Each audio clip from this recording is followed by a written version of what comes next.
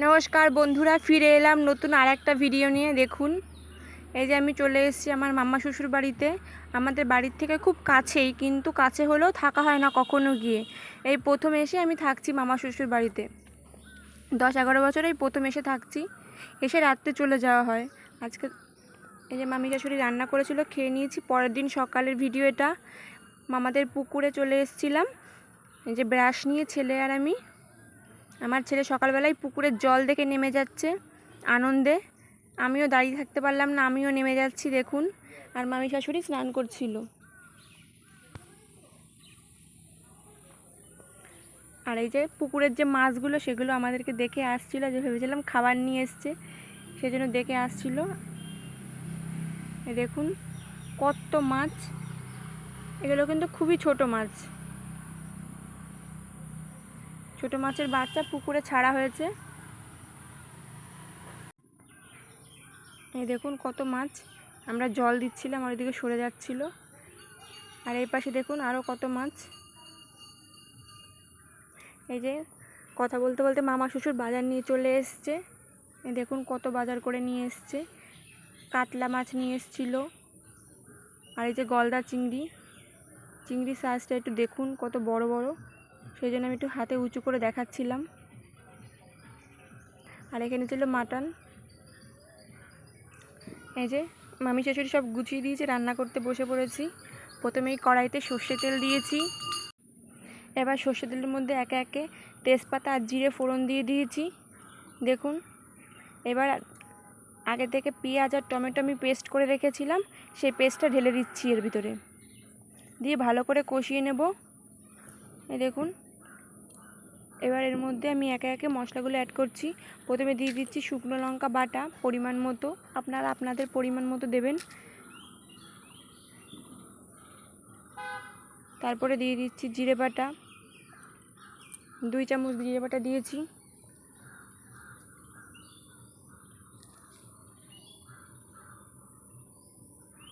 এই দেখুন জিরে বাটা আবার দিয়ে দিচ্ছি। আর দিয়ে দিলাম আদা বাটা দিয়ে এবার সব মশলাগুলো একসাথে ভালোভাবে কষিয়ে নেব। আর এদিকে 200 গ্রাম মতো দই নিয়েছিলাম, টক দই, সেই দইটাকে ভালোভাবে ফেটিয়ে নিচ্ছি আমি। আর এদিকে ফেটাতে ফেটাতে দেখুন মশলাটাও কিন্তু ভালোভাবে কষানো হয়ে গেছে। খুব ভালোভাবে কষিয়ে নিতে হবে, কাঁচা থাকলে কিন্তু ভালো লাগবে না খেতে। সেই জন্য আমি খুব সুন্দর করে কষিয়ে নিচ্ছি।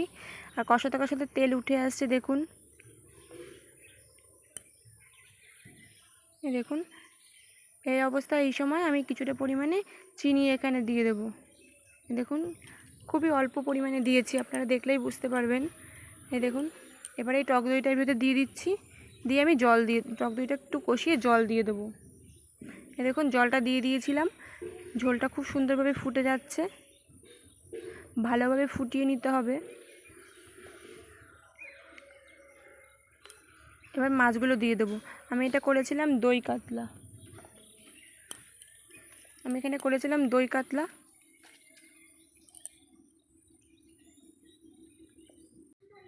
এই দেখুন মাছগুলো দেওয়ার পরে কি সুন্দর করে ফুটছে।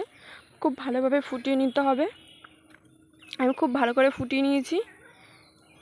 দেখুন, যেহেতু মাছগুলো একটু বড় বড় ছিল, সেই জন্য অনেকক্ষণ ধরেই ফুটিয়েছিলাম, যাতে মাছের ভিতরে মশলাটা ঢোকে, নয় ভালো লাগবে না লবণটা না ঢুকলে। আমার রান্নাটা হয়ে গেছে, এবার আমি নামিয়ে নেব। দই কাতলাটা হয়ে গেছে, নামিয়ে নিচ্ছি। দেখুন দই কাতলার কালারটা কত সুন্দর এসছে। এবার চলে যাচ্ছি আমি পরবর্তী রান্নায়। এখন করব চিংড়ি মাছের মালাইকারি। সেই জন্যই প্রথমে আমি কড়াই বসিয়ে দিয়েছি। কড়াইয়ের মধ্যে সর্ষে তেল দিয়ে দেবো কিছুটা পরিমাণে। এই যে সর্ষে তেল দিয়ে দিচ্ছি দেখুন। এবার হালকা করে আমি চিংড়ি মাছগুলো ভেজে নেব লবণ হলুদ দিয়ে। আপনারা যদি চান শুধু কাঁচাও করতে পারেন মাছটা, কিন্তু আমি হালকা ভেজে নেব, বেশি ভাজবো না, হালকা ভেজে নিচ্ছি দেখুন। আর মাছগুলো যেহেতু সোজা হয়ে থাকবে, সেজন্য আমি কিছুটা কাঠিও ঢুকিয়ে দিয়েছি মাছের ভিতরে, না হলে সব গুটিয়ে যেত মাছগুলো। এবার এখানে একটা পেস্ট করে রেখেছিলাম, এখানে নিয়েছিলাম পেঁয়াজ বাটা আর খুবই অল্প রসুন বাটা। আপনারা যদি চান রসুন বাটা দেবেন না, কিন্তু দিয়ে দেখবেন খুব ভালো লাগে।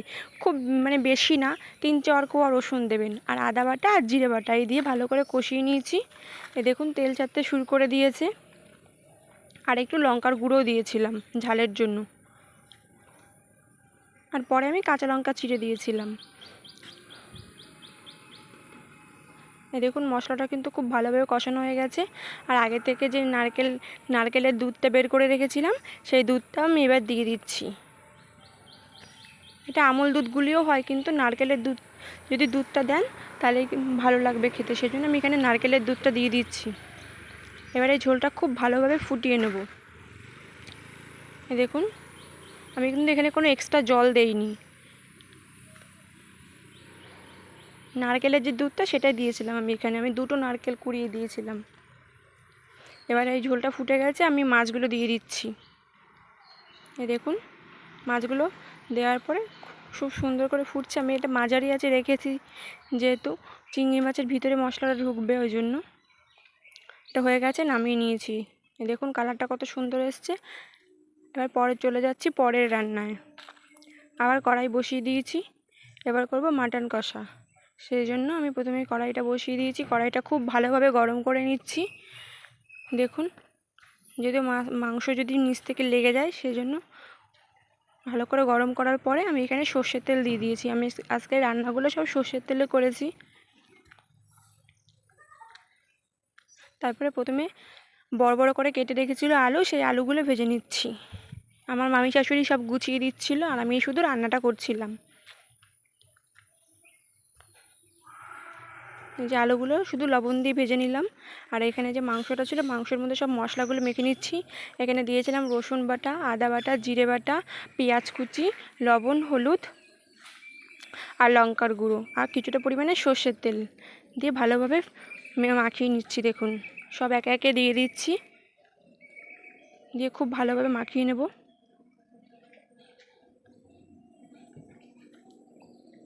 এই দেখুন একে একে কিন্তু সব দিয়ে দিচ্ছি, লঙ্কার বাটাটা সব কিছু। আপনারা দেখলে বুঝতে পারবেন। প্রথমে দিলাম আদা জিরে, তারপরে দিলাম লঙ্কা, তারপরে দিচ্ছি রসুন, তারপরে দিয়ে দিচ্ছি পেঁয়াজ কুচি, দিয়ে সর্ষের তেল দিয়ে মাখিয়ে নিয়েছি। এবার কিছুটা পরিমাণে টক দই দিচ্ছি। কিছুক্ষণ মাখিয়ে রাখা ছিল, তারপরে দিয়েছিলাম টক দই। টক দইটাও ভালো করে মাখিয়ে দিয়েছি। এবার এই তেলের মধ্যে আমি তেজপাতা আর জিরে ফোড়ন দিয়েছি, দিয়ে এবারে পেঁয়াজ কুচিটা ভালো করে ভেজে নেব। দেখুন পেঁয়াজটাও দিয়ে দিয়েছি, দিয়ে ভেজে নিচ্ছি। খুবই সামান্য তেল দিয়েছিলাম, যেহেতু মাটন আর বয়স্ক লোকেরা খাবে, সেই জন্য খুব সামান্যই তেল দিয়েছিলাম। পেঁয়াজটা ভাজা হয়ে গেছে, এবার দিয়ে দিচ্ছি আগে থেকে কেটে রাখা টমেটো। আমি টমেটো এখানে খুব কম দিয়েছি, যেহেতু টক দই দেওয়া আছে। এখানে যদি বেশি টমেটো দেই তাহলে কিন্তু মাংসটা টক লাগবে খেতে, এই জন্য খুব সামান্যই টমেটো দিয়েছি কালারের জন্য। এবার হয়ে গেছে, যে মাংসটা মেখে রেখেছিলাম আগে, সেই মাংসটা দিয়ে দিচ্ছি, দিয়ে আমি এবার ভালো করে কষিয়ে নেব। এই দেখুন ভালো করে কষিয়ে নিচ্ছি। দেখুন কষাতে কষাতে অনেকটা পরিমাণ জল বেরিয়ে গেছে। এতক্ষণ ঢেকে রেখেছিলাম মাংসটা, জল বেরিয়ে গেছে।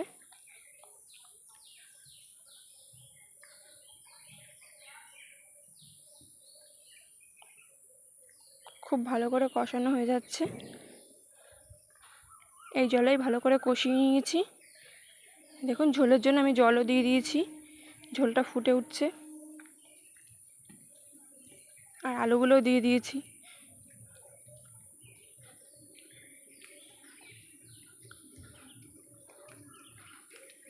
এবার প্রেশার কুকারে দিয়ে দিয়েছি, একটা সিটি মেরে নিয়েছিলাম। প্রেশার কুকারে মাংসটা ফুটে যাচ্ছে। এবার আমি গরম মশলা দিয়ে নামিয়ে নিয়েছি। আজকের মেনু দেখুন, দুপুরের মেনু: মাছের মাথা দিয়ে ডাল, মাটন কষা, দই কাতলা, গলদা চিংড়ি মালাইকারি, এখানে ছিল আমের চাটনি, আর কিছু ভাজা ছিল, মাছ ভাজা ছিল, পটল ভাজা ছিল, স্যালাড ছিল, পাঁপড়, কোল্ড ড্রিঙ্কস, মিষ্টি, দই। এই যে আমি এবার খেতে বসে পড়েছি। দেখুন প্রথমে নিয়ে নিয়েছি ডাল আর পটল ভাজা। দেখুন এটা দিয়ে এবার খেয়ে নেব। খেয়ে এবার নিয়ে নিয়েছি মালাইকারি। মালাইকারিটা খুবই ভালো হয়েছিল, ওই জন্য একটা খাওয়ার পরে আমার মামি শাশুড়ি আমাকে আর একটাও দিয়ে দিল। এত সুন্দর হয়েছিল খেতে। দেখুন খাওয়া হয়ে গেছে, আমাকে আবার ভাত দিয়ে দিচ্ছে। আর অনেকটা খিদেও পেয়ে গেছিলো, বেলা হয়ে গেছিলো যেহেতু, সেই জন্য। তারপরে নিয়ে নিয়েছিলাম দই কাতলা। দই কাতলা দিয়ে খাওয়া হয়ে গেছে। লাস্টে আবার ভাত নিয়েছি, নিয়ে খেয়ে নেব মাটন কষা।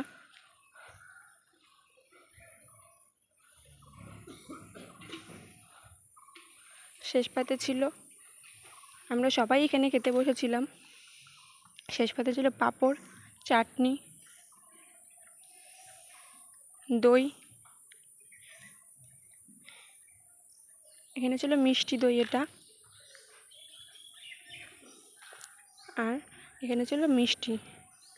আমার কিন্তু মিষ্টিটা খুব পছন্দের। এই যে বিকেলবেলা বড় মামি শাশুড়ি কলে জল নিতে এসেছিলো, আমার ছেলে বলছে ঠাম্মি দাও, আমি চেপে দিচ্ছি। তাই ও পারছে না, কিন্তু তাও চেষ্টা করছে। দেখুন, আজকের জন্য আসি, দেখা হবে আবার নতুন কোনো ভিডিও নিয়ে। ভালো লাগলে লাইক কমেন্ট শেয়ার করে দেবেন।